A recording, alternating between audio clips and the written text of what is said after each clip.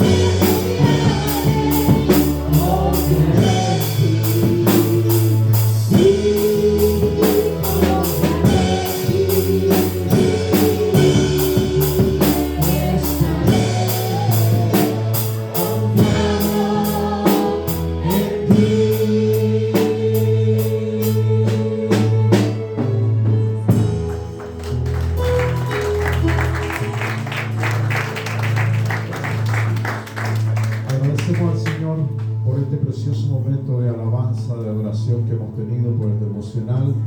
Todo eso asiento un momento. Damos gracias al Señor que Él nos permita estar un día domingo en su casa. Hemos venido con el solo deseo de presentar delante de nuestro Señor gratitud. Yo no sé si usted está agradecido. Amén. Cuando llega el día domingo, en el cual muchas personas hacen un momento en la semana para el descanso, para tener un panorama, muchas veces un panorama terrenal, nosotros estamos aquí para tributarle a nuestro Dios gratitud. Gratitud porque durante una semana Él nos ha dado el sustento, nos ha guardado. Y como decía nuestro hermano que moderaba, aún si esas cosas no estuviesen, Él sigue siendo nuestro Dios. Él es nuestro Dios aún en la peor tormenta, Él está ahí con nosotros. Y eso es lo que espera Dios de nosotros, cristianos fieles, hijos leales. Agradecemos a Dios porque podemos ver el rostro de ustedes en otras instancias, que es un culto. Agradezco al pastor local, pastor Lenin, su esposa la pastora Leslie, siempre honro a los pastores y donde me toca estar, a su familia. Meditaba, pues yo lo conozco a ellos hace muchos años, no voy a decir cuántos, pero hartos años, y cuando esto era cachorrito de ellos, no tocaban ni el timbre, ni el triángulo, pero ahora los veo ahí expertos en música y eso satisface a un padre, ver a sus hijos servir al Señor. Sé que ellos han tenido la sabiduría y la fuerza de pastorear, porque sin duda cada vez se hace más difícil pastorear, porque las ovejas se ponen difíciles. Es como ese hombre que se compra un cuadrúpedo, un animal, y piensa que es oveja y de repente le está tocando la cabecita y le empiezan a salir dos antenas, dos cachitos, y no era oveja, era otra cosa. Y pastorear es difícil, no es una carga, es una honra, pero yo como hijo de pastor, y como yo también que he ministrado mucho tiempo, es un desgaste emocional muy grande. Si Dios no está contigo, no te salva a nadie, pero tiene que estar Dios con nosotros. Y también la iglesia ser una fuente de un manantial de bendición para los pastores. Hoy es primer domingo, donde muchos pueden presentar sus diezmos, sus primicias. Si no lo puede hacer usted este día, puede hacerlo durante la semana. Bendecir al pastor, a la pastora, a la familia pastoral, no solamente con un asunto de traer cosas o diezmo o primicia. A veces un pastor necesita más que eso, que es la oración, es el apoyo, es un abrazo, decirle pastor, pastora, cuente conmigo. Porque el terror de los pastores, los pastores no se lo van a decir, pero yo puedo decirlo porque estoy ocupando el púlpito ahora. Pero el terror de los pastores es quedarse solo, quedarse sin oveja, y que tenga que pastorearse entre ellos, el pastor a la pastora y a los cachorros que tienen. Yo he conocido casos trágicos de pastores que se quedan solos. Y ni un pastor que quedarse solo, porque eso como que te baja el estatus en el gremio pastoral. Todos te miran y te dicen, tú no tienes éxito. Pero en realidad no es así. Nuestro Señor Jesús, pastor de 12 discípulos, también vivió su hora amarga. Se le metió el diablo a uno, que tampoco a un pastor le gusta eso. Se le metió el diablo a Judas en la cena. Imagínate, en la cena del Señor, dice que después de que el Señor le dio el bocado de pan, se le metió el diablo adentro. Yo siempre leo esos versículos con humor porque es terrible. Cuando un pastor organiza un ágape, una cena para la iglesia y suceden cosas feas. Y después, bueno, Jesús como pastor le creyó a sus discípulos: Señor, vamos a estar con ustedes en las peores batallas. Y en cuestión de horas, esa cena fue un jueves de noche y a las 3 de la madrugada en el huerto, dice que todos huyeron, dice. Y andaba uno desnudo. Vamos a ver por qué, porque dice que envuelto en una sábana salió desnudo corriendo. Cosas que pasan a veces en las congregaciones. Y ahí estaba el pastor ahí después crucificado. Pero siempre Dios va a renovar el rebaño. Siempre Dios lo va a hacer, porque son sus ovejas. Uno solamente es un siervo, está para servir. Pero no porque seamos siervos nos van a dar paliza. Hay que tratar bien a los pastores. Porque hay muchos hermanos que para hacer sentir mal a los pastores, y este video lo ve mucha gente, le lee la Biblia al pastor. Pastor, usted tiene que dar cuenta por mi alma. Pero a veces los hermanos no se dan cuenta que la congregación también va a dar cuenta por cómo trataron a sus pastores. Sí, porque hay hermanos que de realmente eso no lo consideran. Todos vamos a dar cuenta delante del Señor.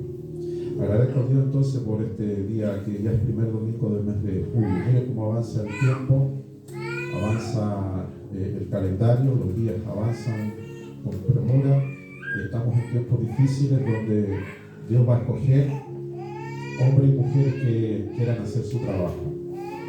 Me acompaña mi esposa, ella va a cantar un tema de acuerdo a la palabra. Hoy vamos a hablar del manto del Señor. Casi nadie habla del manto, de las ropas. Cuando nosotros venimos a la casa del Señor tratamos de venir decentemente. Las ropas de Cristo tenían algo que hacía que la gente lo quisiese tocar.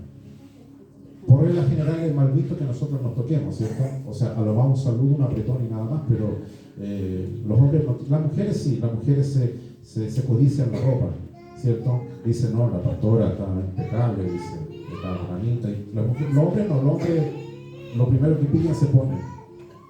La corbata por allá, si la mujer no la arregla, el tipo parece un Tony, un payaso. Los hombres no son de mirarse la ropa, las mujeres sí tienen esa delicadeza, esa fineza.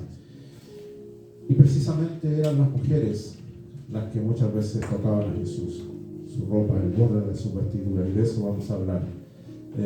Hay detalles en la Biblia, hermano, que son exquisitos, que si uno los lee, puede extraer de ellos un manantial de bendición. Le voy a dar la oportunidad a ella, mientras ella se prepara para cantar. Yo quiero que abra su Biblia en el Evangelio de Mateo, capítulo 14, primer Evangelio del Nuevo Testamento. Mateo capítulo 14 y luego vamos a buscar el versículo que vamos a leer.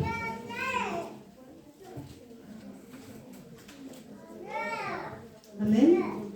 Que el Señor les bendiga, hermanos. Le doy gracias al Señor por estar acá con ustedes y gracias por la oportunidad que me da por entonar una alabanza. Amén. ¿Cuántos creen que el Señor hoy puede tocarnos? Y aparte de tocarnos, sanar si estás triste o tenemos enfermedades. Amén. Tú confía en Dios que Él está aquí en este momento.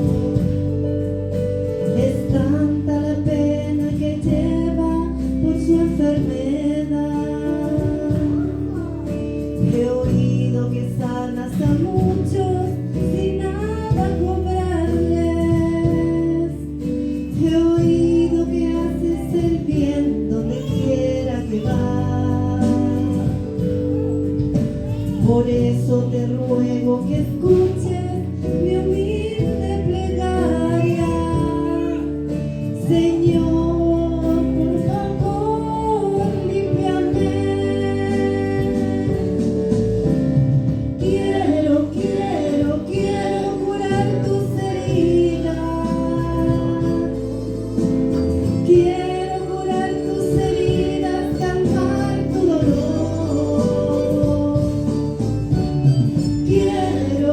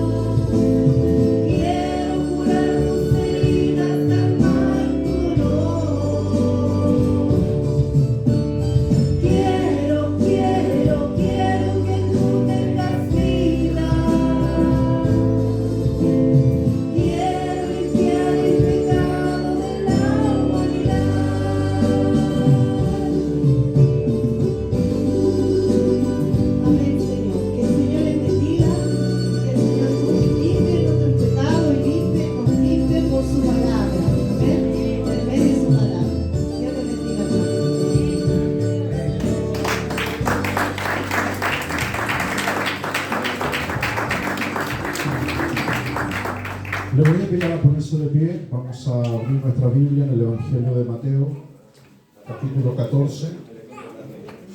Esta alabanza se canta en muchas iglesias, en verdad, pero meditar su letra y ver que el Señor sigue en esa misión de estar cerca de la gente, de curar, de sanar, de limpiar.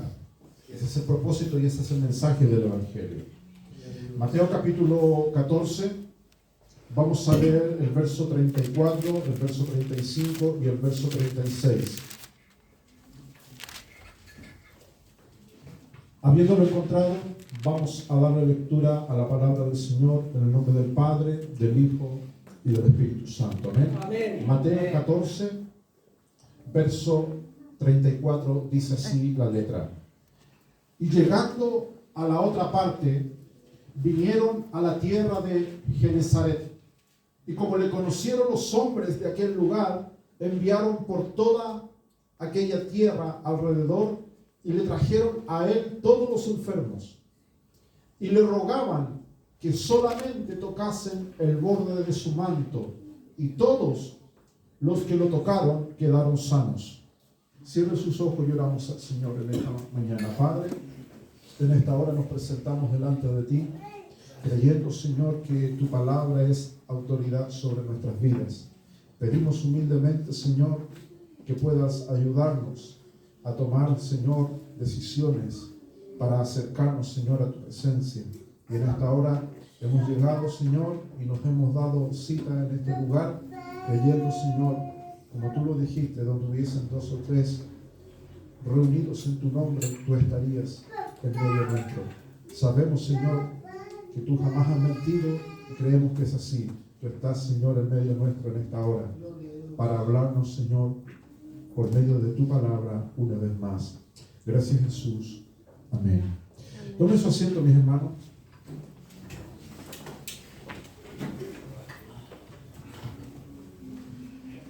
Estamos en un tiempo sin duda convulsionado.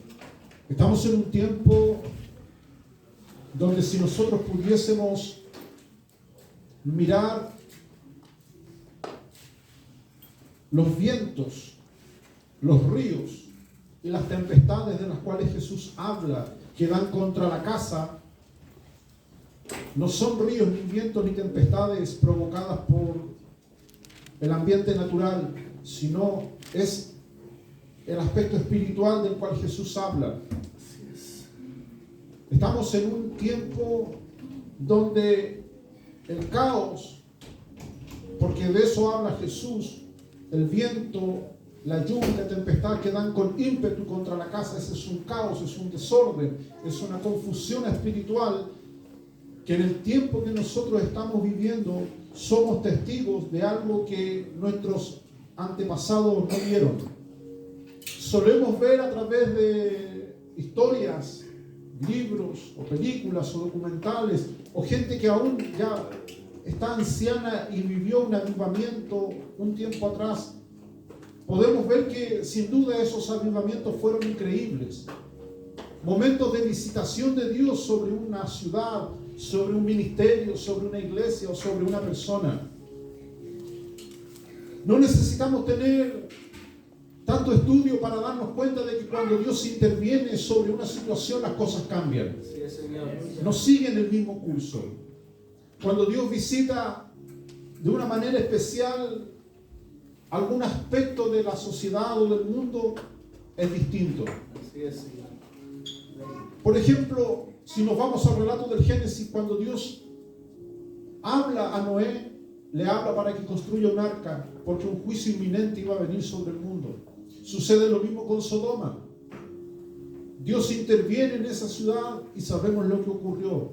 Y vamos viendo en los pasajes de las Escrituras, cada vez que Dios decide intervenir, pasa algo.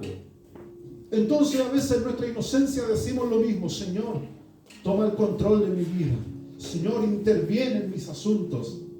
Y no nos damos cuenta de que cuando le decimos a Dios que Él realmente tome el control o las riendas de nuestra pequeña barca, van a pasar cosas que muchas veces, o la gran mayoría de ellas, no están en nuestra agenda.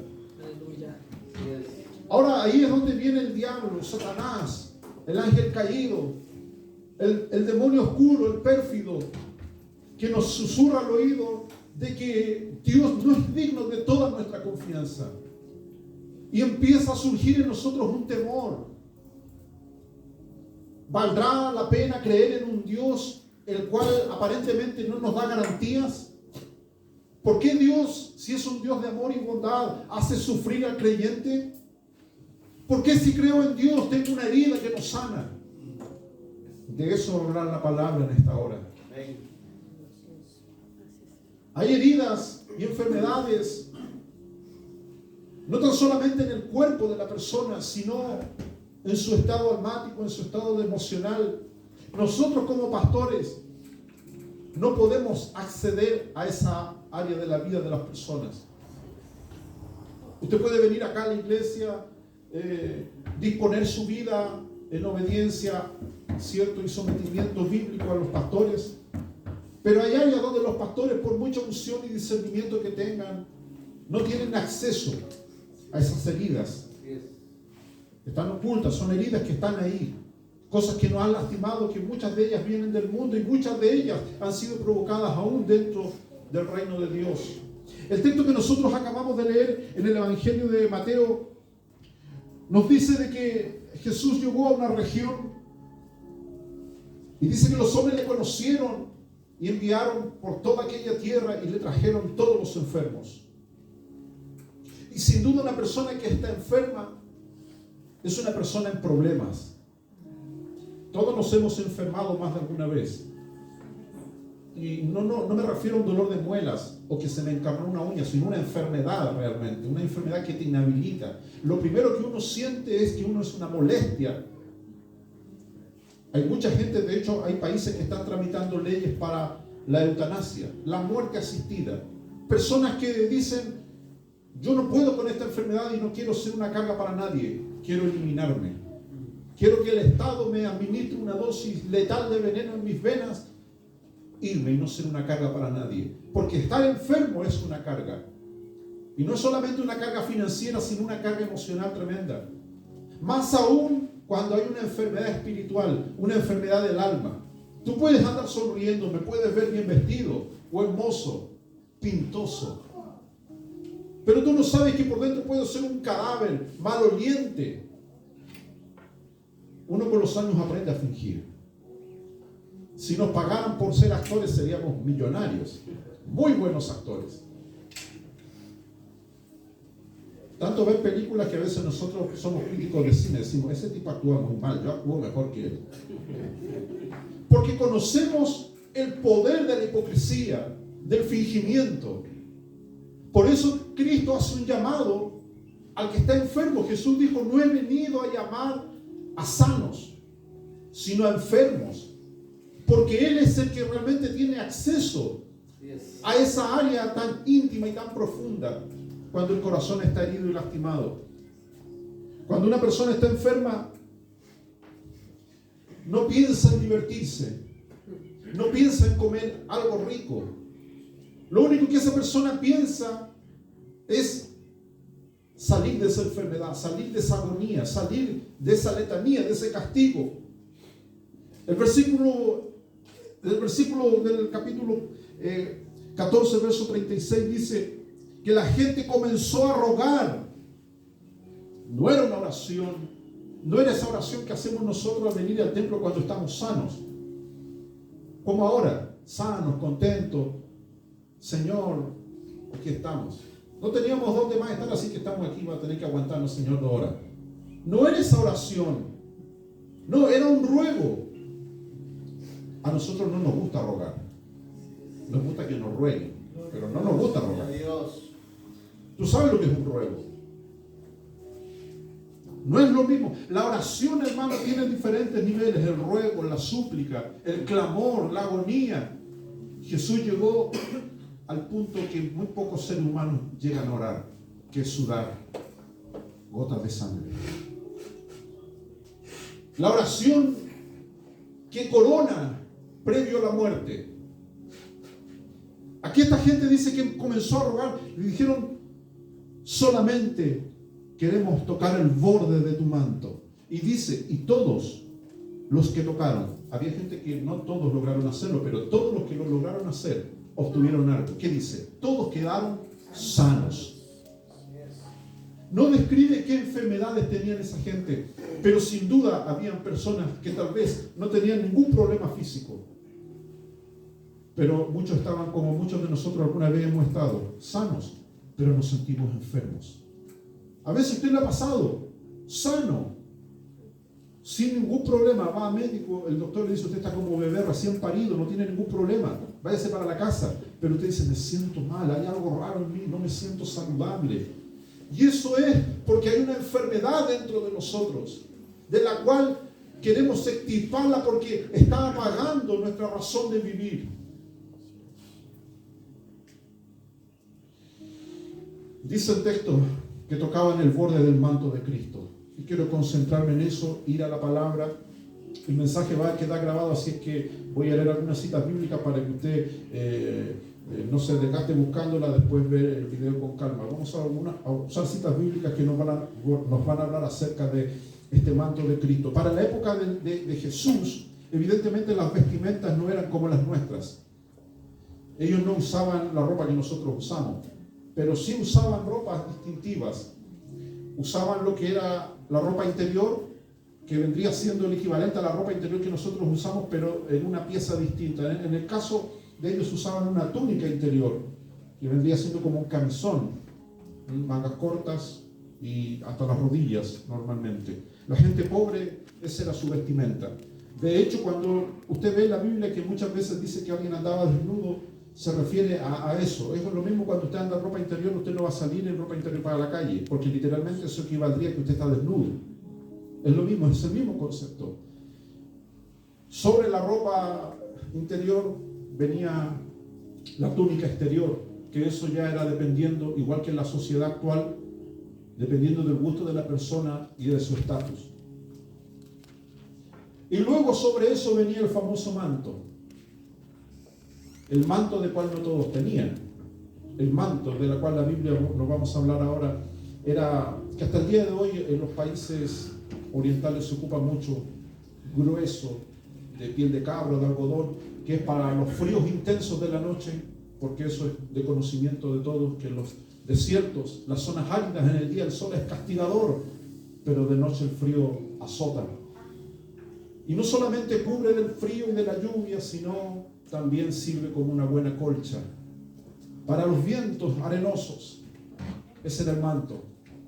Era pesado, era incómodo, pero era útil. La Biblia dice que los judíos tenían por prescripción en la ley poner o adornar en la punta de los mantos algo así como esto, unos flecos, unos bordes azules, representando lo divino, lo celestial, lo que venía del cielo, para recordarles los mandamientos de Dios. Todos los judíos tenían en su manto, en las cuatro puntas. Y eso es lo que Jesús critica cuando le dicen a los fariseos, a los religiosos: vosotros, dice, alargáis el borde de vuestras mangas y de vuestros vestidos, para alardear, para justificar algo que en el fondo no querían hacer, pretender algo o mostrar algo que no eran. Pero todo judío llevaba ese borde. Los sacerdotes lo llevaban más elaborado. Eso está en el libro de Levítico, Deuteronomio. Vestiduras finas, campanillas, efod de lino. Pero en el caso de Jesús, que era un predicador errante, él no tenía un punto de reunión como los pastores modernos de hoy. No, Jesús no tenía una sinagoga, y las pocas veces que fue lo tiraban a las patadas para afuera. Jesús era un predicador errante, hacía de una barca un púlpito, hacía de un recodo en el camino un punto de prédica. Y es riesgoso hacer eso, sobre todo en el tiempo que estamos hoy. Pasó ese tiempo de bonanza, y no solamente en este país, en muchos países del mundo. Pasó el tiempo de bonanza donde un predicador callejero era ignorado. Ahora ya no somos ignorados, vamos a ser desafiados. Yo he conocido casos, y esto se viene dando desde hace muchos años, de predicadores que iban acá, no sé, a la zona alta de Santiago, la zona BC1, Providencia, Las Condes, en los años 70, y la gente no quería escuchar sus mensajes, les tiraban bolsas con orina de los edificios. Sin duda, siempre va a haber gente opositora al Evangelio. Tú mismo lo puedes vivir en tu propio entorno familiar, en tu propio entorno laboral. Y a veces uno se siente amedrentado, con temor. ¿Cómo presento la verdad de este Evangelio? A esto quiero llevarte, de que esta verdad del Evangelio es para personas que están enfermas. Una persona que tiene un concepto de sí mismo errado, que está sano, que no necesita de nada, esa persona jamás va a llegar a Dios. Quien llega a Dios es el que está enfermo, el que está lastimado, el que tiene heridas, llagas en su alma. Esa es la persona que va a buscar la sanidad. Por eso usted está aquí. Usted llegó enfermo, llegó lastimado, el pecado lo laceró, el pecado lo lastimó. Y eso hizo que usted se acercara a Dios, a Cristo, para recibir la salvación. Vamos a ir a un texto en el Antiguo Testamento, en el libro de Segunda de Reyes.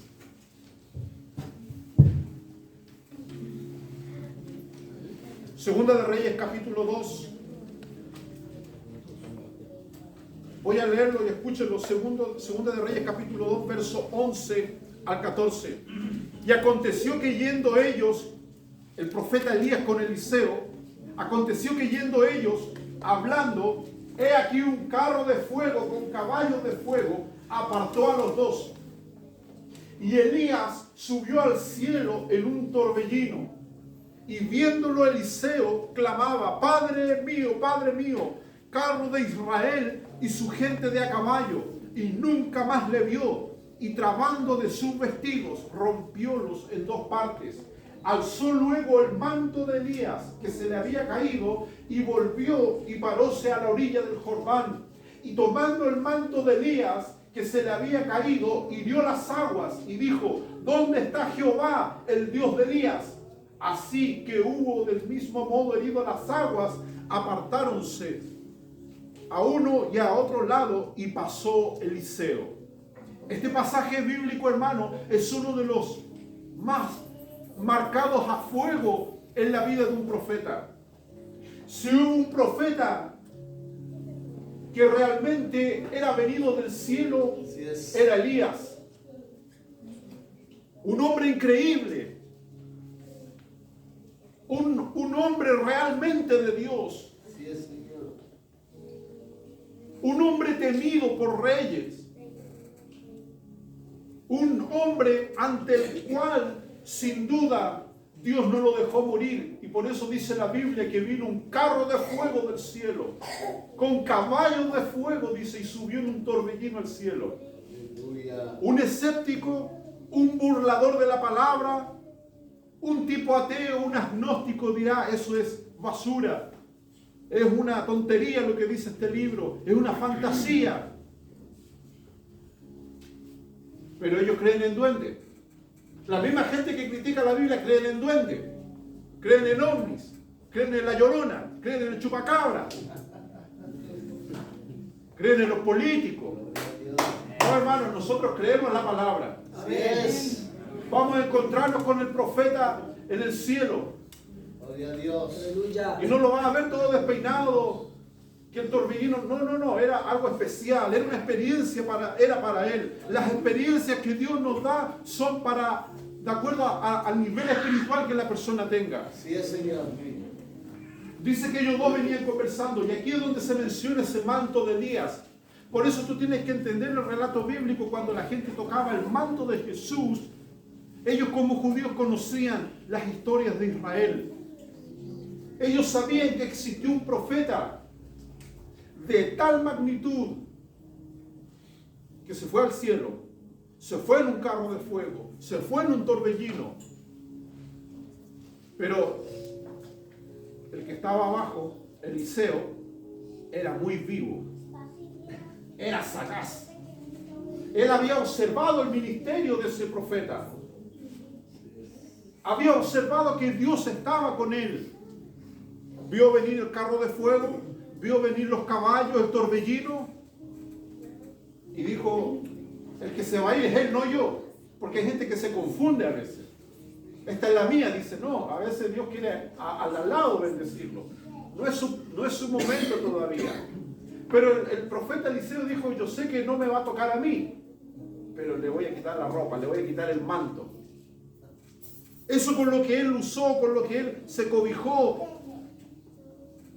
Porque algo debe tener ese asunto. Y aquí es donde la Biblia dice, alzó luego el manto de Elías que se le había caído y volvió y paróse a la orilla del Jordán. Esta escena es impresionante porque el profeta ya se fue, Dios se lo llevó, lo trasladó al cielo en cuerpo y alma. Ese profeta no tuvo funeral, no le compraron coronas, no hubo responso, no se cavó una tumba para ese hombre. Ese hombre representa la generación que va a vivir el rapto del Señor. Gloria a Dios. ¿Has pensado en eso? ¿Cuánta gente dice, hermano, estamos en el tiempo final? ¿Saben lo que eso implica? De que nunca nos van a velar, no va a haber un sepelio, no vamos a ver al pastor Lenin aquí en un cajón. Sí, Señor. Las implicaciones de que Cristo venga por su iglesia son impresionantes, mi estimado hermano. Aleluya. Pero van a quedar los mantos. Van a quedar las ropas. Quedó el manto del profeta y lo toma Eliseo y se para delante del Jordán. Atención, ya no estaba el portador del manto, pero estaba el manto. Y el profeta Eliseo dice, aquí vamos a ver si quedó impregnado algo de ese hombre. Se paró delante del Jordán, dice, a la orilla, y tomando el manto de Elías, que se le había caído, hirió las aguas.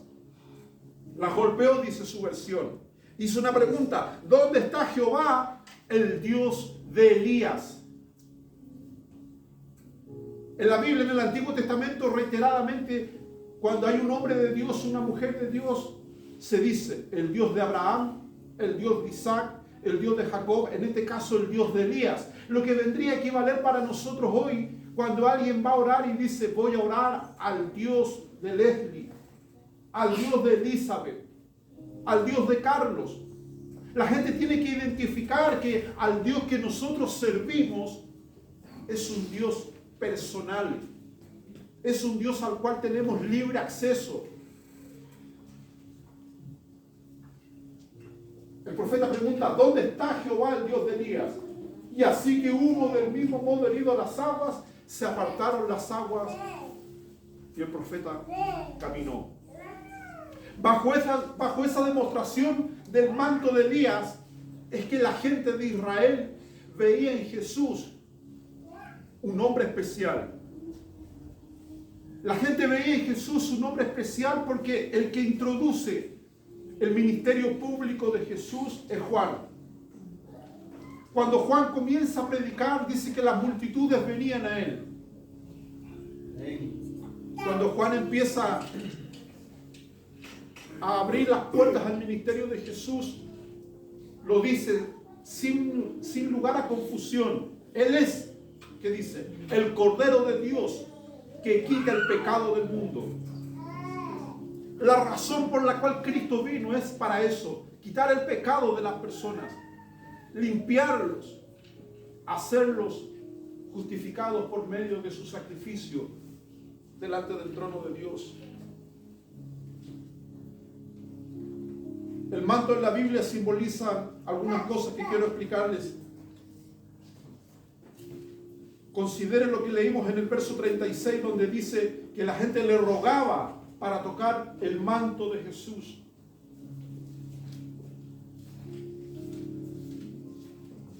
¿Qué simboliza el manto de las Escrituras? Isaías 61, verso 3. Lo voy a leer, escuchen lo que dice. Isaías 61, verso 3. A ordenar a Sión, a los enlutados, para darles gloria en lugar de ceniza, óleo de gozo en lugar de luto, manto de alegría en lugar de espíritu angustiado. Ahí está la mía, dice el pastor, ando angustiado. Ando con problemas, ando atribulado. Dice, darles manto de alegría en lugar de espíritu angustiado, y serán llamados árboles de justicia, plantío de Jehová para gloria suya. No necesito profundizar mucho porque todos hemos bebido el vaso de la angustia. Todos hemos comido el pan de la angustia. No es rico. Es algo terrible. La palabra angustia, de donde Jesús dijo, es angosto el camino. De ahí viene la palabra angustia, algo estrecho.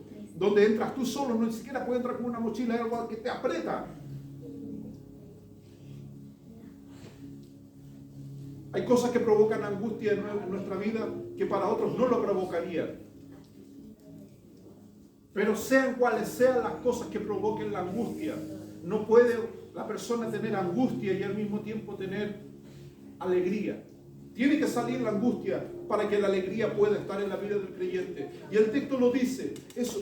Isaías 61 es una profecía de Isaías acerca del ministerio de Cristo, porque el versículo 1 dice: el Espíritu del Señor Jehová está sobre mí, porque me ungió Jehová. Heme enviado a predicar las buenas nuevas a los abatidos, a vendar a los quebrantados de corazón, a publicar libertad a los cautivos y a los presos, apertura de cárcel. Este fue el versículo que Jesús leyó en la sinagoga, cuando después le echaron a las patadas. Porque Jesús dijo: hoy se ha cumplido esta escritura delante de ustedes. Yo soy esa persona que les va a dar libertad. Y los otros se escandalizaron. No, están nuestros líderes, nuestros intérpretes de la ley, los custodios del libro, ellos son. Jesús dijo: no, yo soy el que les va a dar libertad. Y entre esa bendición, el versículo 3 dice: le daré manto de alegría en lugar de espíritu angustiado. No le crea. Y quiero ser cuidadoso con lo que voy a decir. Yo respeto la medicina, pero hay áreas de la medicina, sobre todo lo que tiene que ver con la psiquiatría, con las enfermedades, entre comillas, mentales. Aquí habla de un espíritu angustiado. Es la parte interna la que recibe esa carga emocional que daña y lastima, y después eso emana al cuerpo. Por eso la gente que tiene problemas de ese tipo, aunque vaya al doctor y le dé los mejores medicamentos, esos medicamentos tienen solamente un efecto biológico en el cuerpo, pero no pueden acceder al espíritu. No hay remedio para el espíritu de la persona. Usted no puede ir a la farmacia y decir: estoy angustiado. Ok, tome tal remedio, tómese este otro remedio para que se sienta relajado. Le va a durar 6 horas, 8 horas, y después se va a dar cuenta que la angustia sigue estando dentro de usted. El espíritu angustiado, el alma abatida y castigada, el alma enferma. Jesús dice que a estas personas que tienen el espíritu angustiado, dice que Él les puede dar manto de alegría. El manto es lo que te cubre, lo que te protege. Es difícil que una persona que tenga un espíritu angustiado crea que puede tener un manto de alegría. Porque la angustia es peor que la peor droga que hay en el mundo. Porque las personas que están con un espíritu angustiado, aunque quieran salir de esa situación por sí solos, no van a poder salir. Se provoca una adicción, provoca otros daños que lastiman a otras personas, y la persona empieza a depender de la conmiseración y de la lástima de otras personas. Pero ¿cuál es la cura?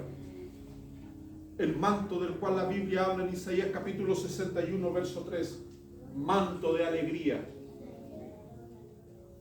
¿Y cuál es la alegría?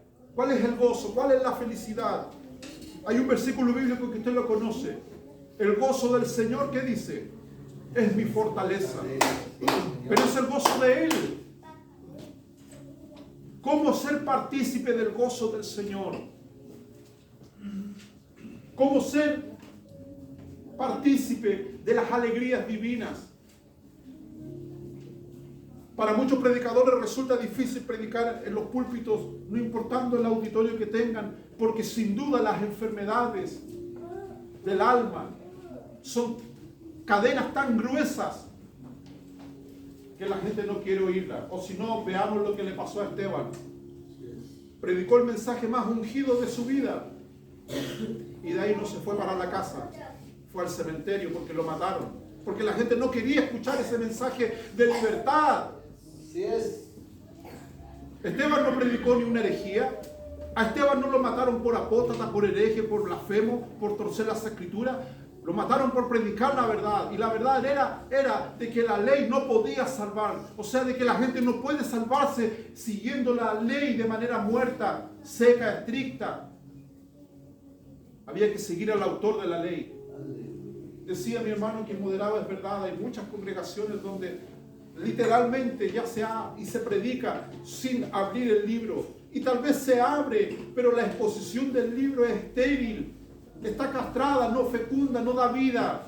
¿Por qué? Porque las personas que están dirigiendo son personas que tienen precisamente estos problemas. Espíritu angustiado. Eso la persona no te lo va a decir.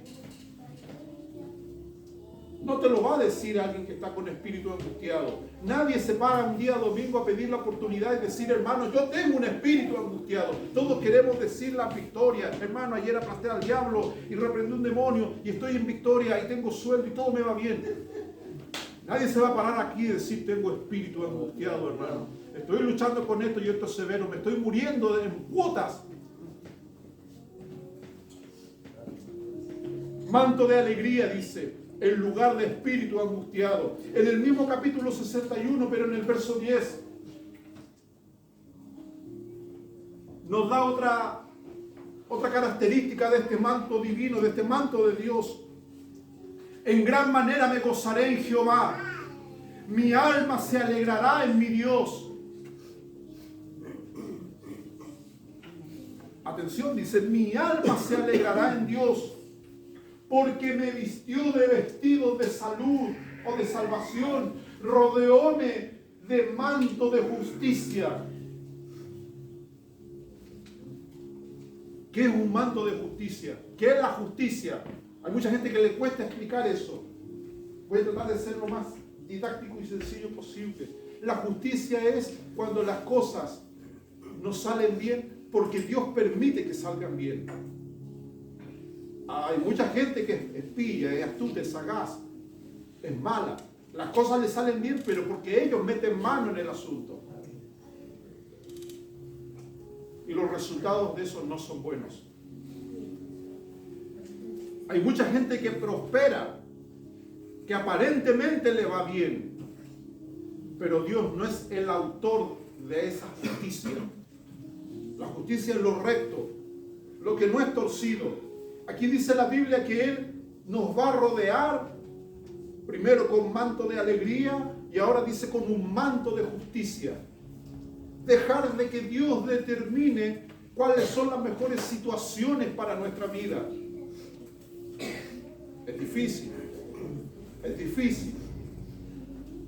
Es difícil, hermano, porque nosotros, el ser humano, es tendiente a manipular su propia vida. Llegamos al rebaño de Dios, de un mundo donde creíamos que nosotros éramos dueños de lo que hacíamos y en realidad éramos esclavos y siervos de Satán. Hizo pedazo tu vida el diablo. Ahora que has nacido de nuevo, estás en el rebaño de Dios, te das cuenta de que, como decía mi hermano, no tenemos otra opción sino ser fiel y leal a Dios. Pero ese camino es dificultoso, hermano. El manto de justicia del cual habla el profeta Isaías dice que Él te va a rodear con ese manto de justicia. El profeta Ezequiel, en el capítulo 16, habla de otra característica de este manto de Dios que da alegría, que da justicia. Ezequiel 16:8, también Dios hablándole a Jerusalén dice: Yo pasé junto a ti, porque Jerusalén es la esposa de Dios, como también la iglesia hoy día representa a la esposa de Cristo. Dice, yo pasé junto a ti y te miré, le dice, y he aquí que tu tiempo era tiempo de amores. Y extendí mi manto sobre ti y cubrí tu desnudez. Y te di juramento y entré en concierto contigo, dice el Señor Jehová, y fuiste mía. Hemos visto entonces que el manto es símbolo de alegría, símbolo de justicia, y ahora es símbolo de que cubre tu desnudez. La desnudez es la carencia. Cuando una persona está enferma, sea física o emocional o en su parte espiritual, su carencia es evidente. La carencia de tener algo que no sea material. Cuando las personas están enfermas, yo he estado en el lecho de muerte con personas que han sido millonarios en esta vida. Millonarios, tipos platudos. En el lecho de muerte, lo que menos piensan es en esa plata que tienen. No les sirve para nada. Ese hoyo que tienen en el alma no lo pueden tapar con dinero. Gloria a Dios. Pero mientras hay salud, la gente no quiere y no necesita de Dios.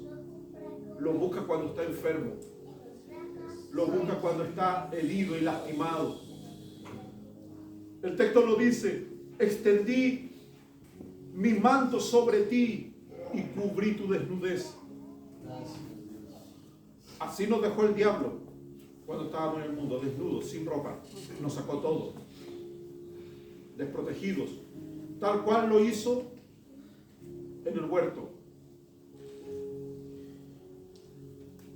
Volvamos al relato de Mateo 9:20, donde nos vamos a encontrar con una mujer que también quiso tocar el borde del manto de Jesús. Mateo 9:20.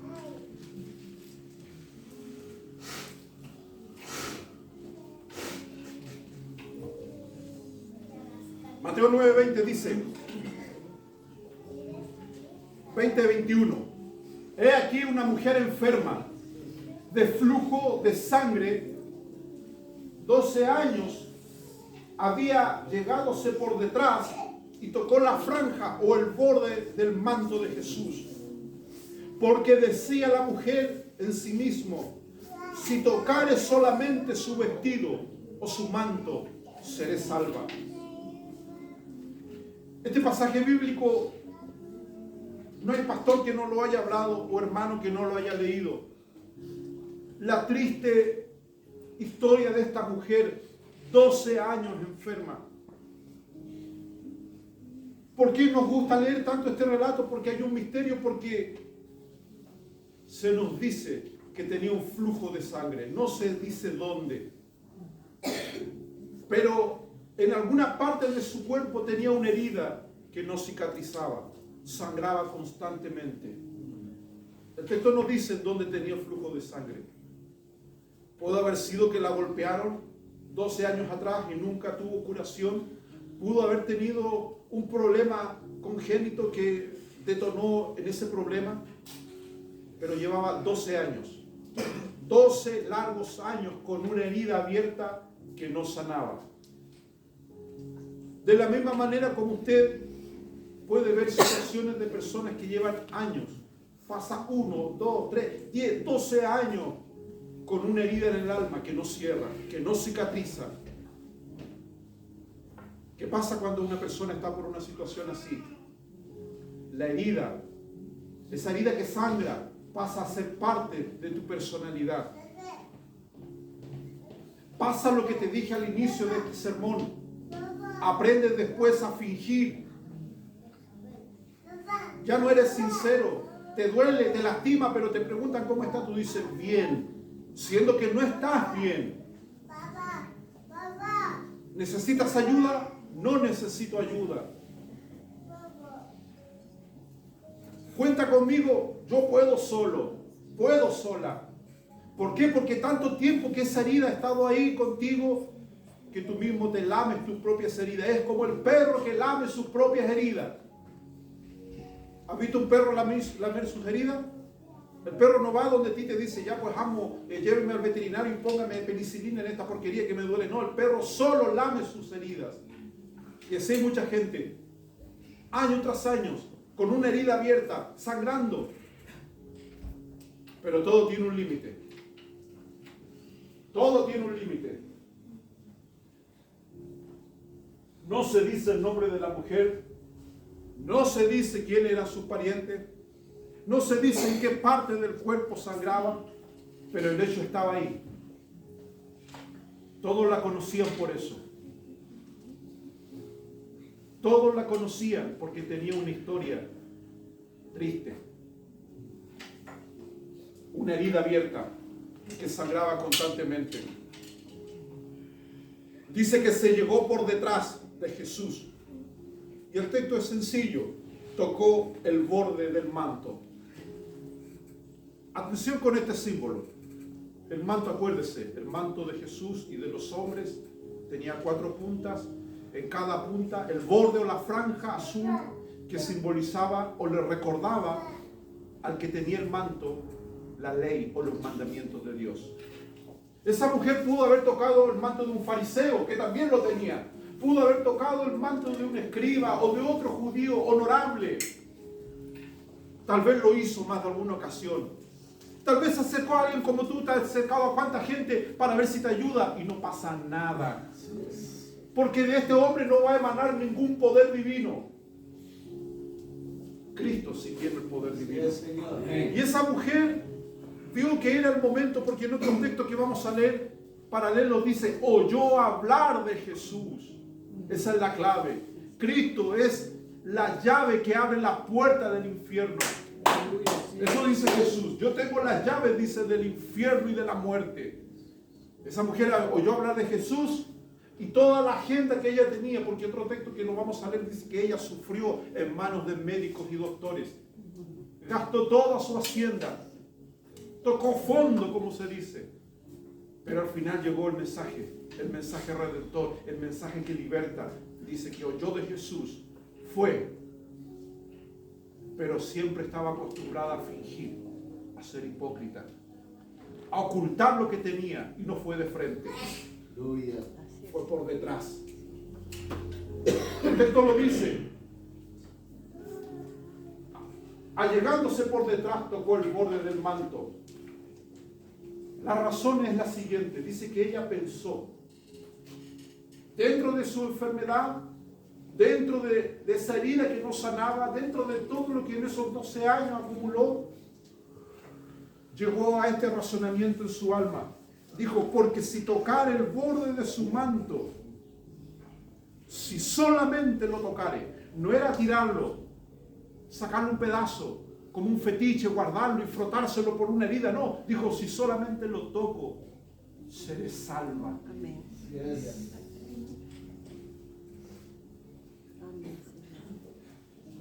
Esa mujer necesitaba el manto que Isaías hablaba, el manto de alegría para sacar su espíritu angustiado. Necesitaba el manto de justicia sobre su vida. Necesitaba el manto que cubriera su desnudez espiritual.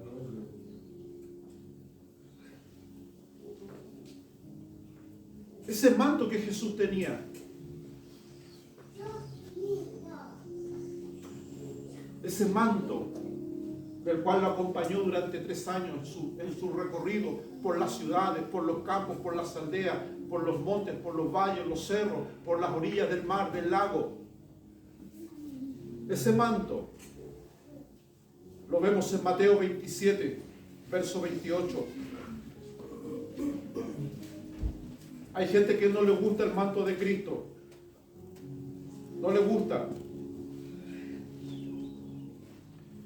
Mateo 27,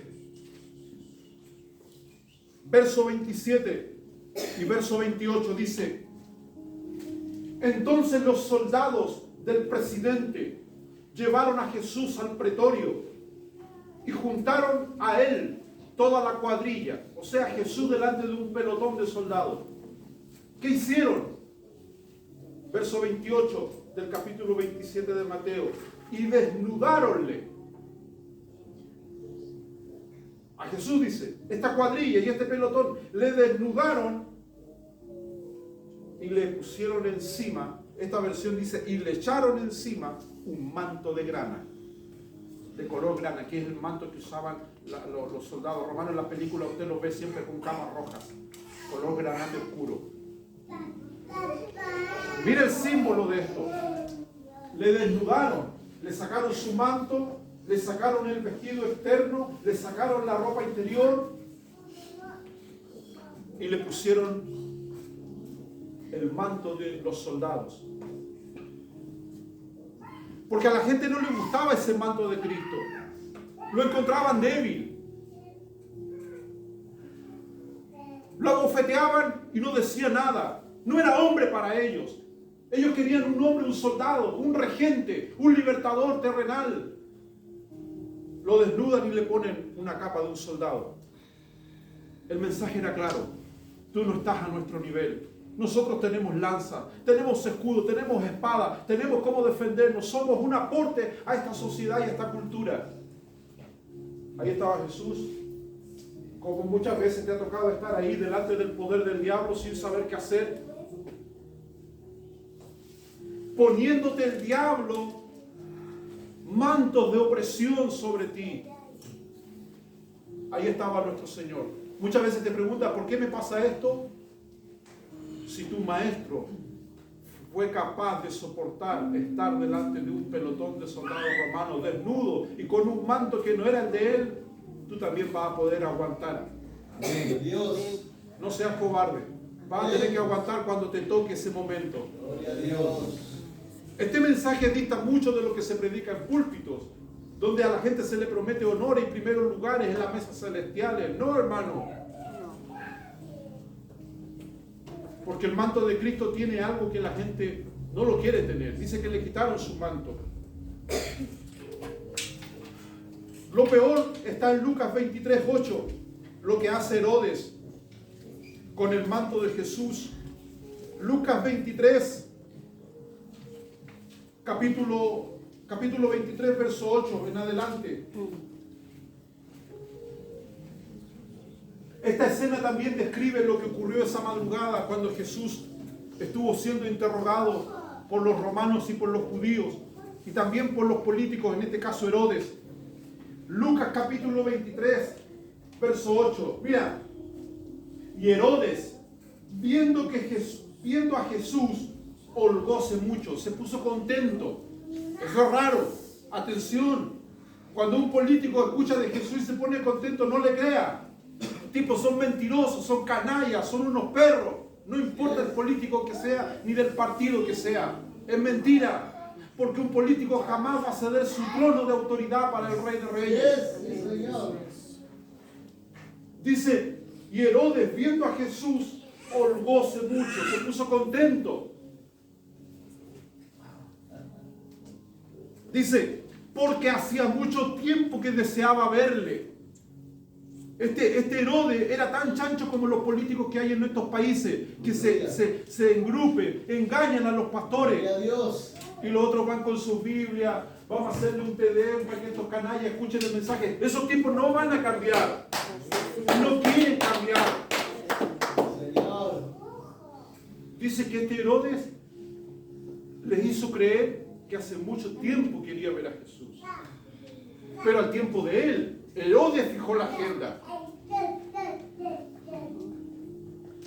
¿Y cuál era la razón por la cual Herodes quería verlo? Dice, porque había oído de él muchas cosas y tenía esperanza de que le vería hacer alguna señal. O sea, él quería un show privado de Jesús en el palacio de Herodes. Jesús, escuché muchas cosas de ti. Caminaste sobre el agua, multiplicaste panes y peces. Por ahí escuché lo más increíble, que resucitaste muertos. Bueno, ahora aquí no hay multitudes, no está el populacho. Estás en mi palacio, donde yo mando. Yo soy el rey, yo soy el regente. Haz algo para mí. Tenga cuidado con esa gente que anda pidiendo espectáculos privados de Jesús. Hay muchas iglesias que se han prestado para eso. Así es. Dice, tenía esperanza de ver alguna señal de parte de Jesús. Verso 9, y le preguntaba, salió harto preguntón Herodes. Y le preguntaba, dice, con muchas palabras. ¿Y qué hacía Jesús? Mas nada le respondía. Igualito que mucha gente hoy día. Que dan explicaciones, que dan comisiones, que vamos a hacer esto, que vamos a hacer lo otro, para llevar a estos políticos para que se salven. ¿No, hermano? Si hay gente que sí tiene el infierno ganado, son muchos políticos. Y no por el hecho de ser político, no por el hecho de tener un sueldo estatal, porque muchos de ellos son abiertamente anti-Dios, anti-palabra, anti-cristiano, y por ende muchos de ellos son blasfemadores del Espíritu Santo. Y la Biblia dice que el que blasfema en contra del Espíritu Santo no tendrá perdón, ni en esta vida ni en la otra. Entonces los hijitos de Herodes están hoy día enquistados en zonas de poder en muchas partes del mundo y actúan de la misma manera. ¿Qué dice? Le preguntaba con muchas palabras, más Jesús nada respondió, porque usted no le puede responder a una persona que no tiene ningún contacto con las cosas de Dios. Y estaban los príncipes de los sacerdotes, o sea, era una reunión premium. Estaba la élite de Herodes en esa reunión. Jesús no fue ahí porque él quiso. Las puertas del palacio de Herodes se abrieron, pero Jesús entró encadenado ahí. Jesús nunca en su ministerio público entró a ese lugar. Pero hoy día hay muchos hermanos que quieren presionar la puerta. En el sur hay un dicho, hacen parir la chancha. La apretan para que salga el chanchito antes de tiempo. Y hay mucha gente así, presionando las puertas del mundo para tener oportunidades. Tengan cuidado, hermano. Jesús entró ahí encadenado. ¿Y qué dice? Había muchos príncipes de los sacerdotes y los escribas acusándole con gran porfía. Gloria a Dios. Ese era el propósito por el cual Jesús estaba ahí. Le acusaban. Hablemos del manto, porque de eso se trata el relato. Mas Herodes, con su corte, le menospreció y le escarneció, vistiéndole de una ropa rica, y le enviaron a Pilato de nuevo. Le sacaron su manto, los soldados hicieron su show con Jesús, ahora lo hace Herodes, y le viste con un manto rico, un manto fino, el manto de un rey. Pero lo hicieron con el solo propósito de burlarse. No le crea, hermano, a esa gente que dice que honra a Cristo. Le pone mantos de honor y de reconocimiento. Pero lo hacen con un propósito falso, espurio, mentiroso. Su alabanza no es algo grato delante de Dios. Dice que esta gente se burló, escarneció a Jesús y le puso un ropaje fino, ropa rica. Como diciendo, tu mensaje aquí no entra. Tú tienes que vestirte de acuerdo o usar los estándares, los cánones, los parámetros de nuestra intelectualidad para que te creamos. Porque dijeron que Jesús es mudo, no habló. Cuando tú no le das respuesta al necio, el necio te va a aborrecer. Me vistió, dice Herodes, de ropa rica y lo envió a Pilato de nuevo. Lucas 8:43, en el mismo libro.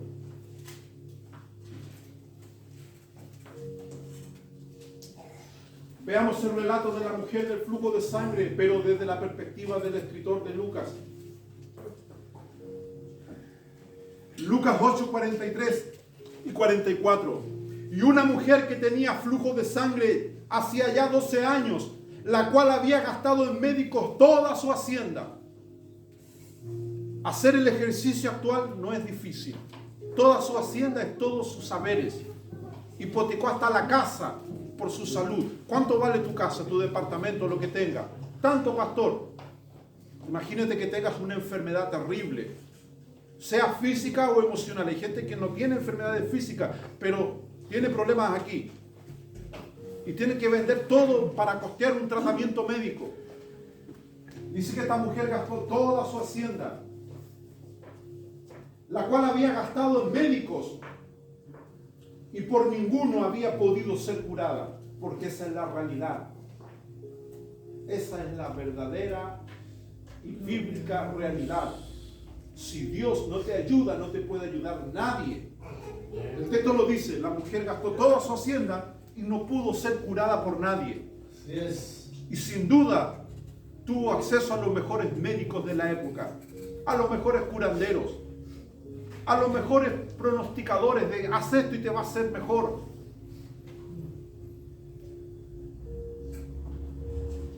Por ninguno había podido ser curada. Verso 44, llegándose por las espaldas. Se refiere de Cristo. El otro versículo decía por detrás, pero aquí te hablo otro detalle. En nuestras culturas es mal visto mirar por las espaldas de alguien, ¿cierto? Que yo esté a mi hermano Carlos ahí hablando con alguien y yo esté ahí por detrás mirándolo. Eso es algo que no se ve bien. Por educación le enseñamos a nuestros hijos a no pararse detrás de alguien y parar la oreja. Eso es mala educación. Sobre todo que en paseo, en plaza de armas o en un lugar público como Paseo Mar no lo puede hacer. Tú caminas como los cangrejos de lado porque si se te para alguien detrás te va a meter la mano en el bolsillo también. Son vivos los tipos. Dice que esta mujer se paró por las espaldas y tocó el borde de su manto. Yo creo que ese toque de esa mujer fue un toque delicado. A pesar de que tenía una enfermedad agónica, el hombre es tosco, es bruto. Si la mujer le dice haga algo, el tipo, la mano es como la mano del chanchito, así. No tiene delicadeza, así nomás, el tipo hace tosco. Y la mujer lo reta, ya, lo hago yo, tú ándate para afuera. Inútil, te dicen otras palabras. La mujer no tiene como que cada dedo independiente uno del otro. Tiene delicadeza. Tal vez lo tocó de una manera en que dijo, ni él lo va a sentir. Tocó, dice, el borde de su manto. Y mira lo que dice Lucas. Y luego se estancó el flujo de su sangre. El texto lo dice, versión 1909. Se estancó, dice, el flujo de su sangre. La mujer no oró, no fue un culto, no pidió cita, nada, fue por la espalda, porque ella estaba habituada a hacer eso, no iba de frente. Esa herida, esa enfermedad la hacía esconderse, la hacía tener vergüenza. Pero dice que el flujo de su sangre se estancó. Hacemos otra pausa en cuanto al manto de Jesús, y al manto de Jesús con su ministerio público, pero vamos a ver lo que ocurre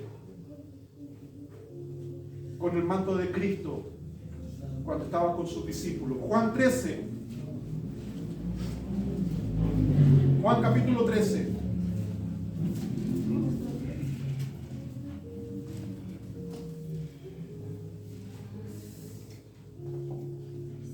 Versículo 4, 5 y el verso 12. Lo voy a leer.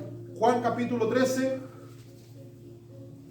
versículo 4, 5 y 12. Dice San Juan 13, verso 5. Y Jesús se levantó de la cena y quitóse su manto, sus ropas, y se ciñó una toalla.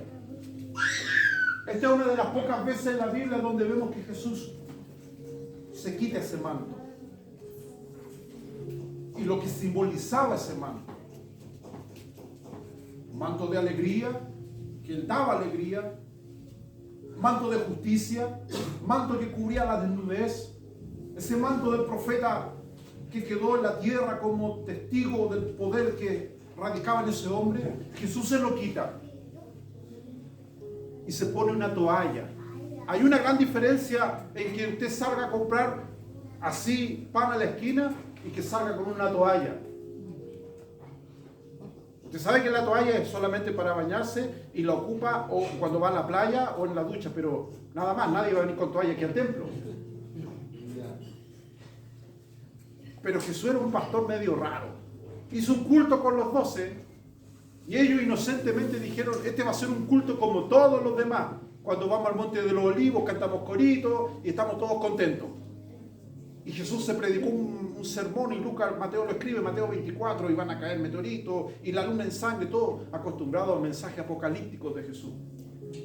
Pensaron que iba a ser un culto más, dice que Jesús se saca el manto, no había nadie más, estaban los 12. Se saca el manto, se pone una toalla, para ponerse la toalla usted tiene que sacarse la ropa, no se va a poner la toalla encima de la ropa. Estaba desnudo, dice que se puso una toalla, se ciñó una toalla y luego se puso agua en un lebrillo, en un lavatorio y comenzó a lavar los pies de los discípulos.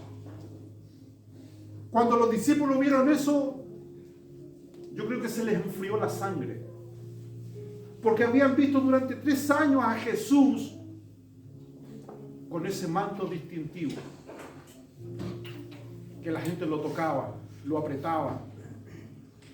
Ese manto que cambió a un blanco celestial en el monte de la transfiguración. Y para ellos fue poco comprensible entender que Jesús deja ese manto y ahora usaba el atavío de un esclavo, de un siervo, de aquellos que estaban destinados a lavar los pies de los visitantes. Dice que comenzó a lavar los pies de los discípulos y a limpiarnos con la toalla con la que estaba ceñido. Eso es muy difícil. Haga el intento usted en la casa. El esposo le lava los pies a la señora. Al revés, usted quería que la señora le lave los pies. A ver, el hombre se cree en Abraham, que la señora tiene que decir Señor. Haga usted el intento de lavarle los pies a su señora con una toalla aquí. Es difícil maniobrar. Es un proceso que hay que saber hacerlo. Dice que le comenzó a lavar los pies y a secar los pies con la toalla con la que estaba ceñido. O sea, no había una toalla aparte. Esa era la escena. Jesús sin manto, esa es la escena. Pastor, explíquemelo, no me quedó claro. Usted no todo el día va a andar con el manto de Dios sobre usted. Manto de alegría, manto de óleo de justicia, de que el Señor te cubre tu desnudez, de que el manto simboliza ese poder del profeta. Va a haber momentos en que usted, así como lo hizo el Señor, va a tener que dejar todos sus mantos, sus honores, sus pergaminos y sus victorias espirituales, dejarlas de lado y volver a lo que usted es en esencia. El manto sirve para cubrir lo que es un siervo o una sierva de Dios. Que es un siervo, una sierva, alguien que está para obedecer sin decir nada. Por eso dice que él servía. Y para los discípulos fue algo terrible. Jesús comenzó un ministerio público increíble, 3 años exitosos de ministerio en muchas ciudades. Y verlo con una toalla, lavando los pies pestilentes de ese hombre, porque yo me imagino que no eran pies como los de nosotros, que usted los cuida, sus deditos, y se cortan las uñas, y talco, y perfume, y algunos son más finos que cremitas especiales. No, esos pies de esos tipos han sido, pero terrible. Terrible. Pero dice que Jesús le lavó los pies. No era como ocurre cuando tú ves la misa de los católicos que le echan en un cuenco de plata un par de gotitas en el pie del otro y luego le hace así. No, le lavó los pies. Era un lavado de pies. Porque dentro del ritual de la cultura judía el lavado de pies era eso, un lavado de pies. Que ahora en la iglesia cristiana, cierto, tiene un símbolo distinto que es servidumbre entre los cristianos. Pero Cristo inauguró eso. Se despoja de su manto, dice. Y el versículo 12, Jesús habla y dice: así que después que les hubo lavado los pies y se volvió a poner su manto, dice, Jesús se volvió a sentar a la mesa y les dijo una pregunta: ¿sabéis lo que yo os he hecho? Es una pregunta que es la misma pregunta que muchas veces Jesús nos hace. ¿Sabes lo que yo estoy haciendo? Y a veces nosotros respondemos: Señor, yo no sé lo que tú estás haciendo. Me parece un misterio, Señor. y oramos buscando la voluntad de Dios. Pero la contrarrespuesta de Él es esa. ¿Saben lo que yo he hecho? A nosotros nos cuesta, por nuestra liturgia, por nuestro culto, ver a Jesús como siervo. Lo vemos como el Rey, y es el Rey. Lo vemos como el regente de toda la creación, y lo es. ¿Es nuestro Salvador y Perdonador? Lo es. Pero ¿has pensado cuántas veces Él se ha ceñido la toalla y ha estado al lado tuyo, lavándote los pies? Usted dirá, pastor, eso yo nunca lo he visto. ¿Qué crees que hace Jesús cuando tú oras? Estás orado, estás sentado a la mesa de la comunión con Él. Ahí Cristo se sienta contigo como siervo.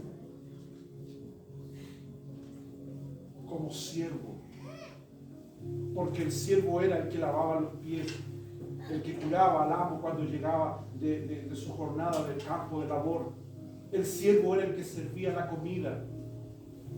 Por eso Jesús dice en el otro evangelio de Lucas, yo estoy entre ustedes como el que sirve. Ese es nuestro Señor.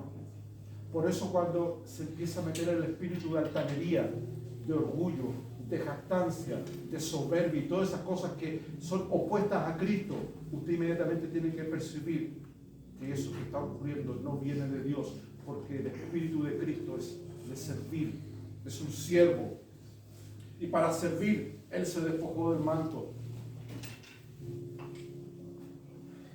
El Evangelio de Juan 19 complementa esa escena de Jesús con el manto de grana que le ponen los soldados. San Juan 19, versículo 2. Dios. Escucha con atención. Juan 19, verso 2, verso 3 y verso 5. Y los soldados entretejieron de espinas una corona. Mire, estos tipos, la gente que usa el diablo son habilidosos. Los tipos eran soldados, manejaban lanza, escudo, pero de repente les salió el espíritu tejedor. Así como la señora hace calcetines, ropa, chaleca, bufanda de lana, estos tipos que eran tipos bravos, pelo en pecho, eran tipos soldados, de repente se pusieron a tejer. Atención con estos detalles en la palabra. Sí, se pusieron a tejer, y no estoy en contra de los hombres que tejen. Aquí estoy hablando de cuestiones más profundas. Un hombre es hombre, una mujer es mujer. Si el tipo es soldado, tiene que ser soldado, pero aquí vemos cómo el diablo le da inventiva a sus mismos acólitos para hacerlos más opresivos. Dice el texto, y los soldados se entretejieron espinas, una corona, y la pusieron sobre su cabeza, la cabeza de Jesús, y le vistieron de una ropa de grana, y decían, salve el rey de los judíos, y le daban de bofetadas.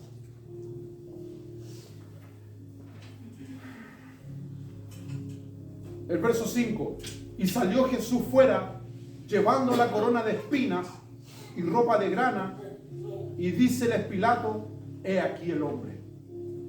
Esa es la escena que pintan los cuadros, las películas. Ese es el momento cúlmine antes de que Jesús muera en la cruz, vestido de un manto que no era su manto.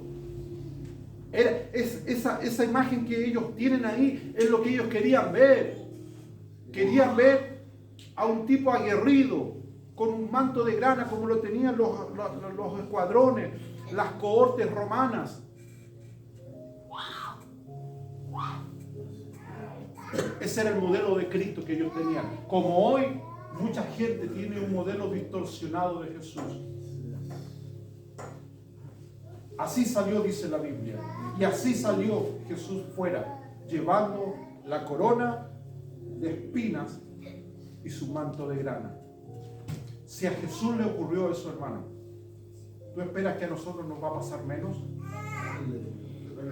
Vamos a tener una corona de espinas sobre nuestra cabeza. Muchos están hablando de la corona celestial, hermano, ese momento no llega.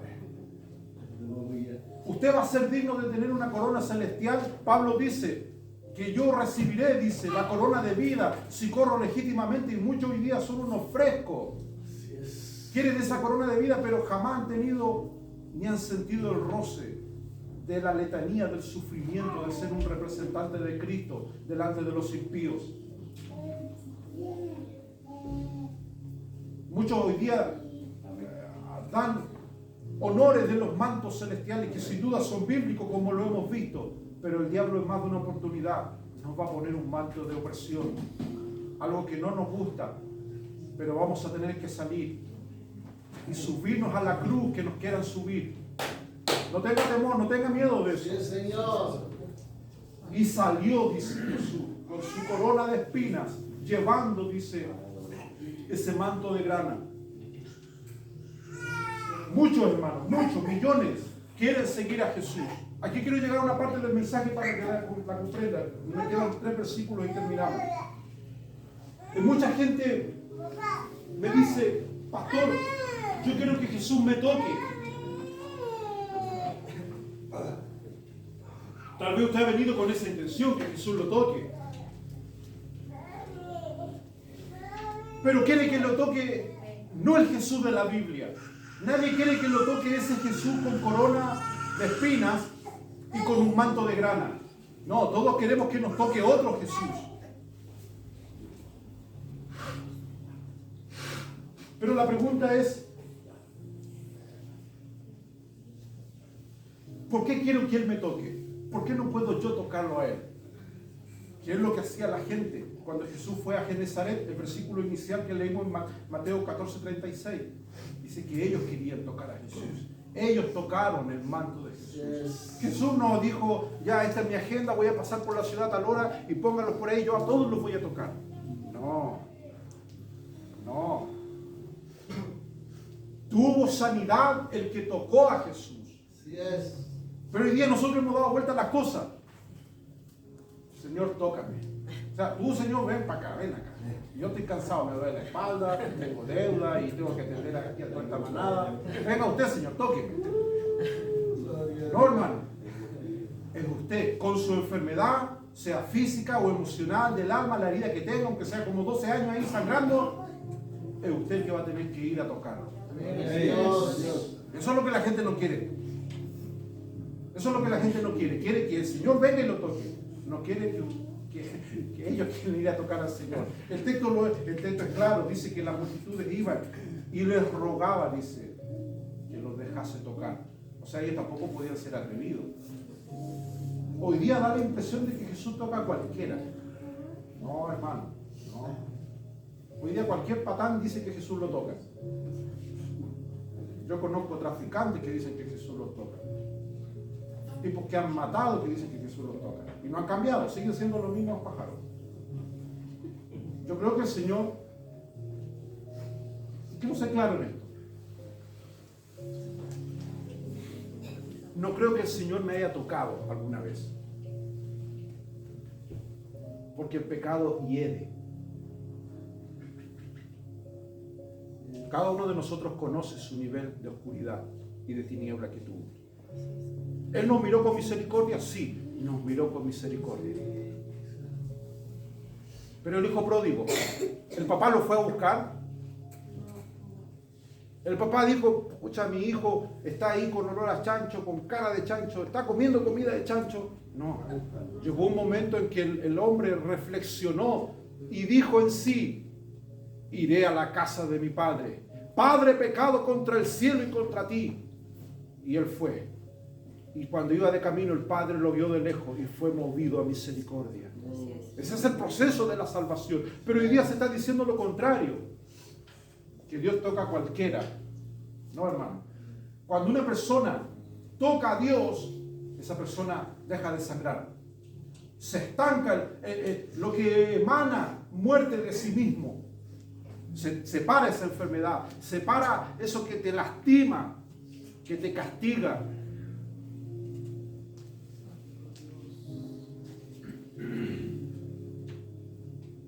Hechos capítulo 12, verso 7.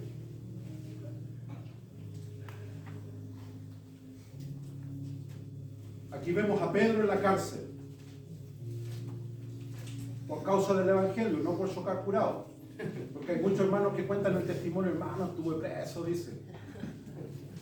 No, aquí estuvo por causa del evangelio.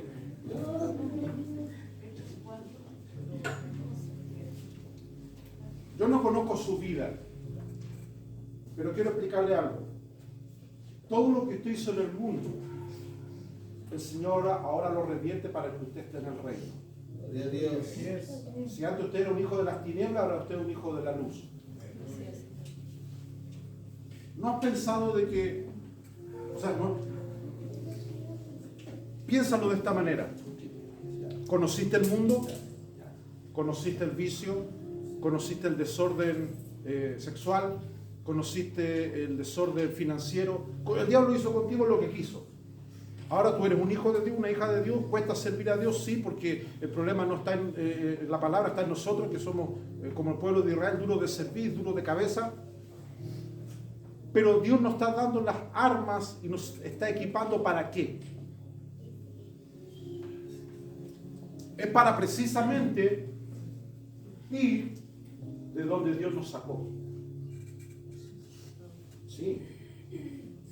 Para que la gente que te conoció diga, oh, pero tú no eras el que hacía eso. Y tú digas, no, yo no era. Ese tipo que hizo eso está colgado en una cruz. Eso dice Pablo. Pablo dice que su viejo hombre estaba crucificado con Cristo. Cuando un cristiano no pilla a su viejo hombre en la cruz, ahí hay que tener cuidado con ese hermano.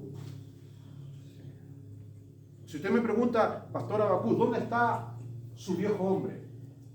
Y yo digo, es que no sé, no lo he visto hace rato. No, el tipo le va a entrar el diablo al pastor en cualquier momento. El viejo hombre mío tiene que estar en la cruz, ahí crucificado con Cristo. Si se baja de la cruz, va a haber un severo problema. Entonces, cuando usted llega al Evangelio, el propósito es de que usted brille en la oscuridad. ¿Y cuál es la oscuridad? De donde Dios lo sacó, que la gente vea que ahora usted es otra persona. Y la Biblia dice, y los hombres cuando vean vuestra luz, glorifiquen al Padre, dice. Diga, este cambio fue posible no por terapia, no porque fue una cuestión de rehabilitación, no, es porque Dios lo cambió. Amén.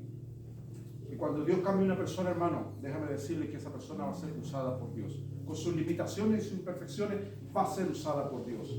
Bueno, Pedro en la cárcel, Hechos capítulo 12, verso 7 y verso 8.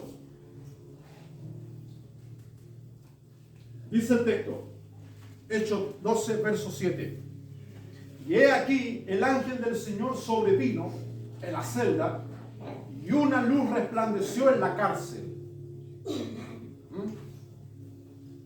E hiriendo a Pedro en el lado. Esta versión es la antigua, me gusta esa versión, porque algunos piensan que los ángeles dan besitos, que te rozan con las plumitas. No. El ángel te va a tratar, el ángel del Señor, de acuerdo a tu carácter y tu personalidad. Y este ángel, Dios le dijo, mira, anda donde este Pedro, pero es que loco es porfiado, es duro, es un hueso duro de coser, no te va a entender a la primera. Así que yo me imagino ese ángel, dijo, yo quería darle una paliza a Pedro. Así que dice que fue a la cárcel y como toda aparición angelical, una luz. Porque hermano, cuando hay una visitación angelical, hay luz. Si no hay luz, no hay claridad, es algo demoníaco, algo maligno. Dice, e hiriendo a Pedro, dice, le despertó. Y el ángel le dice, levántate prestamente. Y las cadenas se le cayeron de sus manos. Y le dijo el ángel, verso 8, cíñete, átate las sandalias. Y así lo hizo Pedro. Y el ángel lo último que le dice, toma tu manto y sígueme. Pedrito, mira, Pedro en la cárcel. Cuando usted va a caer a la opresión del diablo, el diablo te desmoraliza. Usted tira su manto para allá, para otro lado. Estoy preso, ¿qué va a pasar? Puede haber un avivamiento estando preso, Señor, estando en cadena, injustamente, los hermanos me abandonaron. Dios envía un ángel. Aleluya. Póngase los zapatos, le dice. Despierte. Así es. Ponte el manto, dice. Y sígueme. Dios nos va a pedir, hermano, que recurramos siempre a ese mensaje antiguo. Pero no por ser antiguo es obsoleto, sino que es el mensaje original. Ese mensaje bíblico de volver a la senda. Ponte el manto, dice, y sígueme. Para que nos quede claro qué fue lo que salvó o sanó. Porque la palabra salud y salvación en el tema bíblico equivale a lo mismo. ¿Qué fue lo que hizo que esta mujer fuese sana de estos 12 años de agonía? Mateo 9:22 nos aclara.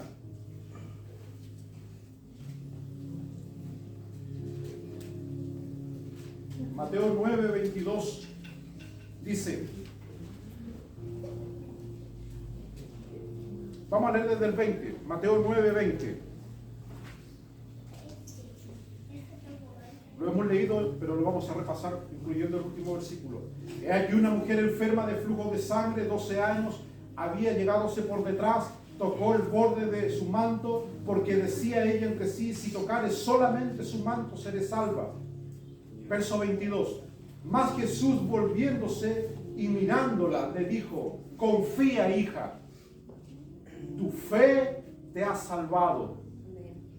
Nos dijo, usted porque tocó el manto se salvó. Ahí Jesús nos aclara. Porque si Jesús le dijo, sí, usted me tocó el manto, esa mujer iba a hacer correr la voz que el manto era el sanador. Así es. Y Jesús dijo, hija, confía, tu fe te ha salvado. Y la mujer fue salva desde aquella hora. El mensaje no ha cambiado, es la fe. Así es. Es la confianza, como Jesús le dice, confía, le dice, hija. Gloria a Dios. Se puede confiar, y aquí viene mi cuestionamiento. Hay personas que llevan 12 años, o el tiempo que sea, con problemas de todo tipo. Y dicen que no puedo creer en Dios, me cuesta. Esta mujer dice que pudo confiar. Jesús le dijo, confía, tu fe te ha salvado. Aleluya. Pero ¿cuál era la clave? Que esa mujer llegó al momento en que oyó de Jesús. Hay mucha gente que lleva mucho tiempo y ese es el propósito por el cual nosotros hemos llegado al Evangelio, a hablar de Cristo, que una persona que está en cadena de opresión por el diablo escuche ese mensaje y ese mensaje haga un efecto salvífico en su corazón y venga a Cristo y tenga un encuentro con Él. Hija, tu fe te ha salvado. Leemos el último versículo para luego orar. Evangelio de Marcos 5. El Evangelio de Marcos relata este incidente de la mujer con detalles más profundos. De la misma manera como en el versículo inicial de Mateo 14:36 las multitudes le decían, Señor, solamente queremos tocar el borde de tu manto. Mateo 5:25 nos profundiza esta historia. Perdón, Marcos 5:25, escuche con atención. Y una mujer que estaba con flujo de sangre 12 años hacía y había sufrido mucho de muchos médicos y había gastado todo lo que tenía y nada había aprovechado, antes le iba peor. Hay gente que así, hermano, que cada vez se hunde más. Conocemos parientes nuestros, amigos, vecinos, conocidos, que así les va. Así los tiene el diablo. Cada vez van bajando un escalón más al infierno. Dice, cada vez le iba peor, dice. Cuando la gente está así, piensa que no hay salvación. Así mismo llegó Cristo a tu vida. Cada vez, o Cristo llegó cuando tú estabas bien. No, Señor, llegó a tu vida. No, no te necesito, Señor, venga otro día. No, llegó cuando tú estabas en el fondo, en el pantano, ahí adentro del pecado. Dice, había gastado todo lo que tenía y nada había aprovechado, antes le iba peor. Como oyó hablar de Jesús, esa es la clave. Oyó hablar, alguien le predicó. No había radio, no había Facebook, WhatsApp, nada de eso, pero escuchó de alguna parte. Hoy día tenemos todas esas herramientas, hermano. Predique por WhatsApp. A mí hay gente que me bloquea, que ya me está mandando versículos ya. Pero predico, no importa, mando mensajes a cualquier hora, los bombardeo con mensajes, con videos, con cualquier cosa. Por Facebook, WhatsApp, los medios que usted tenga, comparta la palabra. Usted no sabe predicar, no mande audio, mande un versículo bíblico. Arrepentido y convertido. No mande esos versículos que a todos les gusta, donde dice que el Señor no va. No, si todo parte por el arrepentimiento. Envíe mensajes de arrepentimiento a sus parientes no cristianos. Pero si usted le envía versículos bíblicos, nos vemos en el cielo, el tipo va a pensar que se va de aquí para el cielo. No, tiene que arrepentirse primero. Dice que esta mujer oyó hablar de Jesús. Sin radio, sin Facebook, nada. Alguien le habló. Y eso provocó en ella, dice, que llegara por detrás entre la compañía, entre la multitud. Jesús no andaba solito. Este pasaje bíblico nutre todos los detalles. Y tocó su manto, porque decía, si tocare tan solamente su manto, seré salva. Luego la fuente de su sangre se secó, dice. La otra versión dice, se detuvo. Las dos se complementan.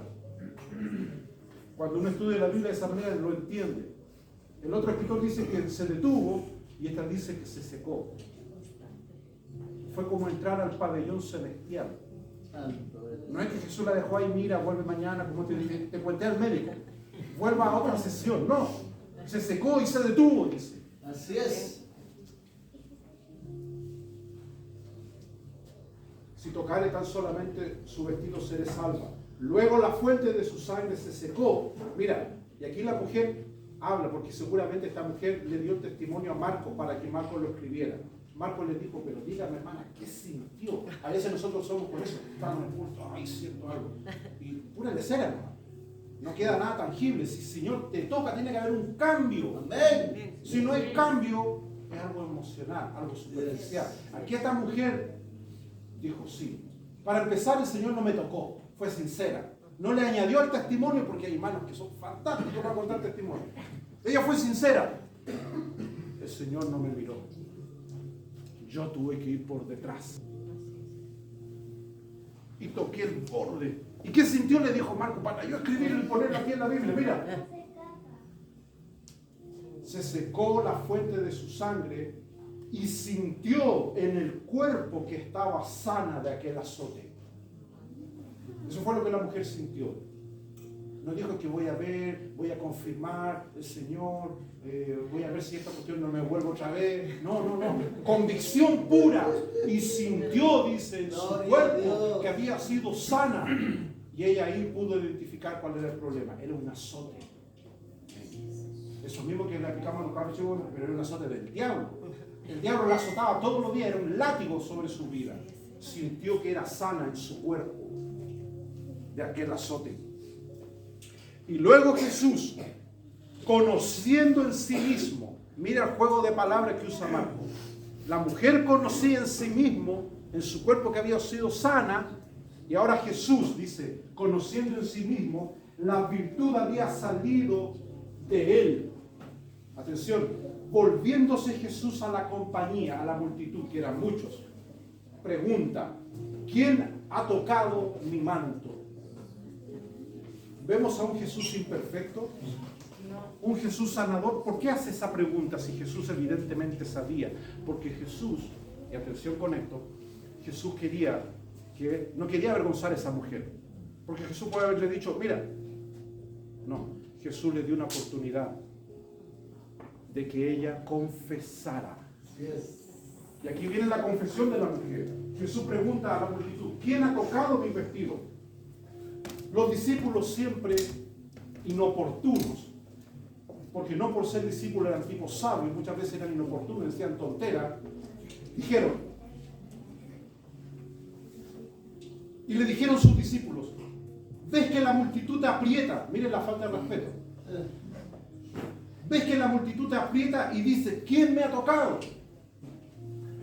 Esta imagen representa muchas iglesias llenas y todo apretando a Jesús. El que aprieten a Jesús, el que opriman a Jesús para sacar algo de él, no quiere decir que él lo va a dar. Aquí Jesús se dio cuenta que había una diferencia y los discípulos también. La multitud lo apretaba. Si ustedes leen el griego original, ese asunto de apretar era como una opresión. Es cuando usted va al metro y te apretan. que tú vas apretado adentro. No había espacio ni para caminar. Porque sin duda las multitudes seguían a Jesús. Y él estaba siendo apretado. Los discípulos dicen, ¿cómo dice quién me ha tocado? Jesús de nuevo dice, en el versículo 32, y Jesús miraba alrededor para ver quién había hecho esto. Jesús tenía paciencia, estaba esperando que la mujer reaccionara. Entonces la mujer, temiendo y temblando. Aleluya. No era temblando solamente, a la gente le gusta temblar nomás, no. Había temor, reverencia, algo solemne, algo respeto ante la presencia de Jesús, porque ella sabía que no podía mentir. A partir de ahí tenía que cambiar su vida. Ya no podía fingir por 12 años a la sociedad a la que tenía una herida. Ya no podía ocultarla. Dice, temiendo y temblando, sabiendo lo que en sí mismo había hecho, vino y se postró delante de él y le dijo toda la verdad. ¿Qué conclusión yo saco como pastor? Cuando una persona quiere algo de Dios, no espera que Dios lo toque. Él va y lo busca. Y cuando tiene ese toque de fe, tiembla, hay temor, y eso lleva a algo inevitable. Se postra delante del Señor, se humilla delante de Él, pero no queda ahí. Dijo toda la verdad. Solamente Jesús se enteró qué fue lo que provocó esa herida en esa mujer. Solamente Jesús se enteró, porque Marcos no lo registra, pero sí la mujer le dijo toda la verdad a Jesús. Señor, esto me provocó una herida, esto provocó que yo sangrara de esta manera. Tal vez fue una pelea, no se sabe, pero ella habló todo, la ruina económica que tuvo, todo. Jesús se enteró de todo. Y Jesús le dice, tu fe no en el manto, tu fe en mí. Vamos a ponernos de pie, hermano. Vamos a orar. Ese manto de Cristo, el manto terrenal no está, no existe, pero sí las virtudes que emanan de él. Manto de alegría, manto que cubre nuestra desnudez, manto de justicia, manto de un poder celestial como lo vivió el profeta. Esta palabra queda para que usted reflexione y le diga, Señor, yo quiero ser como esta mujer o como esa multitud que rogó para tocar el borde de tu manto. Es lo que Pablo le dice a su discípulo Timoteo: esfuérzate en la gracia, hijo mío. Usted debe buscar de Dios. Debe buscar de Dios. Yo le puedo dar garantía, basado en la palabra de Dios, de que Dios va a actuar conforme a tu fe. Quiero que cierre sus ojos y inclinamos el rostro y oramos al Señor. Padre, en esta tarde te agradecemos, Señor, tu palabra. En esta hora hemos oído, Señor, el consejo que tú nos das por medio de ella. Sabemos, Señor, de que en nosotros hay necesidad, hay carencias, Señor, que solamente tú las conoces. En esta hora, Señor, nos disponemos delante de ti para que esta palabra que ha sido sembrada en nuestros corazones pueda dar un fruto, Señor, permanente en nuestras vidas. Bendecimos esta congregación, a sus pastores, cada hermano que representa un hogar en esta hora. Que el inicio de esta semana, Señor, sea tu gracia y tu bendición sobre ellos. Tengamos la fe suficiente para acercarnos a ti, Señor. Hay mucha gente que hoy, Dios mío, te oprime, te aprieta, Señor. Tu nombre nunca ha sido más popular que en este tiempo, pero solamente los que te tocan con fe, los que se acercan con temblor, con reverencia, con gracia, logran, Señor, un toque celestial sobre sus vidas. Te damos gracias, Jesús. Queremos entonar alabanza de gratitud en esta hora, porque usted ha tenido misericordia de nosotros. Gracias, Padre.